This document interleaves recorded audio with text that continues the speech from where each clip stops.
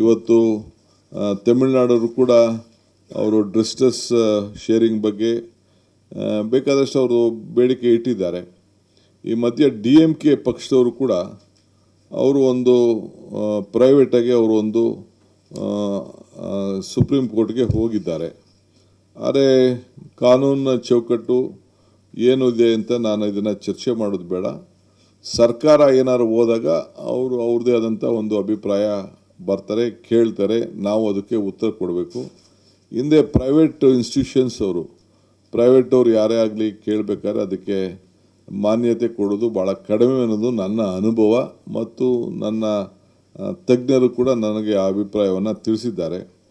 So ನಾವು ಭಾಳ ಹುಷಾರಾಗಿ ಯಾವುದಾದ್ರು ಕೆಲವು ಕೋರ್ಟನ್ನ ಹ್ಯಾಂಡಲ್ ಮಾಡೋಂಥ ಸಂದರ್ಭದಲ್ಲಿ ಅನೇಕ ಹಿರಿಯರ ಅನುಭವವನ್ನು ಕೂಡ ನಾವು ಗಮನದಲ್ಲಿ ನಾವು ಇಟ್ಕೊಳ್ಬೇಕಾಗ್ತದೆ.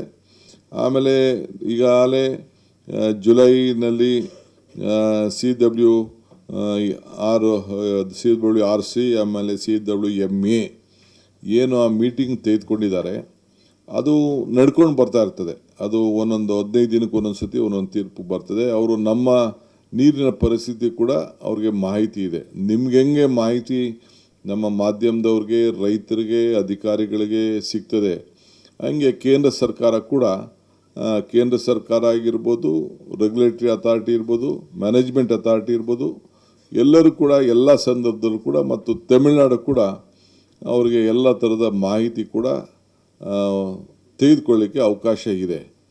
ಆದ್ದರಿಂದ ನಾವು ಭಾಳ ಜಾಗೃತಿಯಾಗಿ ನಮ್ಮ ರಾಜ್ಯದ ಹಿತವನ್ನು ಕೂಡ ಕಾಪಾಡಬೇಕಾಗ್ತದೆ. ನಾನು ಅಗ್ರಿಕಲ್ಚರ್ ಟೀಮ್ ಅವ್ರ ಹತ್ರ ನಾನು ಮಾತಾಡ್ತೀನಿ.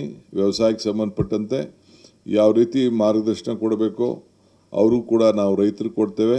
ನಮ್ಮ ಹಿತ ರೈತರನ್ನ ರಕ್ಷಣೆ ಮಾಡೋಂಥದ್ದು, ಮಾರ್ಗದರ್ಶನ ಕೊಡಬೇಕಾದ್ದು ಆ ಕೆಲಸ ಕೂಡ ಭಾಳ ಯೋಚನೆ ಮಾಡಿ. ಸೊ ಯಾವತ್ತೂ ಕೂಡ ನಮ್ಮ ರೈತರಿಗೆ ಲಾಸ್ ಆಗಬಾರ್ದು.